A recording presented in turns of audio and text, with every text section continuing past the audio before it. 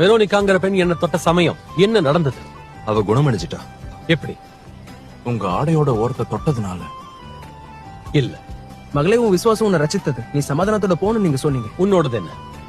விசுவாசம். அவளின் விசுவாசம். கடுகு விதை அளவு விசுவாசம் உங்களுக்கு உண்டாகிருந்தால் நீங்க இந்த காட்டத்தி மரத்தை நோக்கி நீ வேரோடு பிடுங்கி கடல்ல நடப்படுவாய்னு சொல்ல அது உங்களுக்கு கீழ்ப்படியும். நீங்கள் இந்த மலையை பார்த்து இவ்விடம் விட்டு அப்புறம் போ என்று சொல்ல அது அப்புறம் போகும். இது அளவை பற்றியது இல்ல, யார் மீது விசுவாசம் வைக்கிறீங்கிறது பொறுத்தது. ஆண்டவர் மேல விசுவாசத்தை வச்சு அவருடைய வாக்கு தத்தங்கள் மேல நம்பிக்கை வச்சு உங்களுடைய சொந்த விருப்பத்திற்கு பதிலா உங்க வாழ்க்கைக்காக அவருடைய விருப்பத்தை தேர்ந்தெடுத்தா விசுவாசமானது கொஞ்சம் இருந்தா கூட போதும்.